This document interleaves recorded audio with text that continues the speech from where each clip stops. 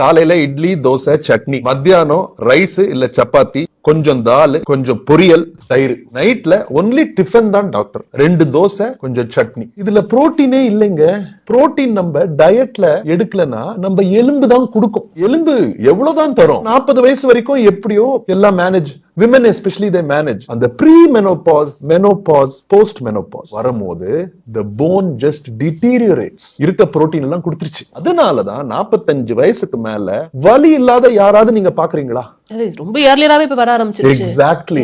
ஏன்னா இந்தியால நம்ம புரோட்டீனோட டெபிசிட் ரொம்ப அதிகமா இருக்கு. புரோட்டீன் நம்ம எடுக்கலனா ரிப்பேரே ஆகாதுங்க உடம்பு. இது அப்படியே ஒரு செல்லுன்னு நினைச்சுக்கோங்க. இந்த செல்லுக்குள்ள ஏதோ ஒரு இன்ஜுரி ஆகும் போது கிழிதுன்னா இந்த இடம் ஹீல் ஆகிறதுக்கு புரோட்டீன் சிந்தசிஸ் நடக்கணும். புரோட்டீன் சிந்தசிஸ் நடந்தாதான் இது இப்படி ஹீல் ஆகும். புரோட்டீனே கொடுக்கலனா எங்க இருந்து புரோட்டீன் சிந்தசிஸ் ஆகிறது? சோ எலும்புல இருந்து என்ன அவைலபிளா இருக்கோ அந்த புரோட்டீன் அங்க போய் ஒரு இன்கம்ப்ளீட்டான சிந்தசிஸ் நடக்கும்.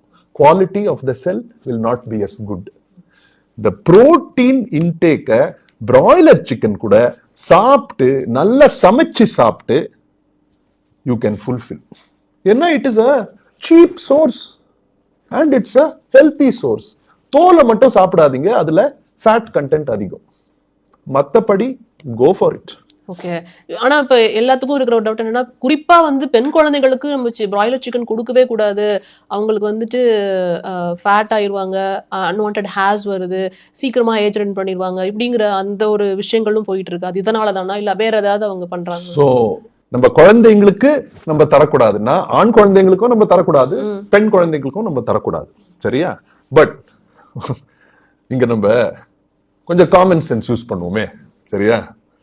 ஒரு வாரத்துல 4 பீஸ் பிராய்லர் சிக்கன் சாப்பிடுறதுனால ஹார்மோன்ஸ் அப்படி இன்க்ரீஸ் ஆகி இந்த பிரச்சனை எல்லாம் வருமானு ஃபர்ஸ்ட் யோசிக்கணும் நம்ம.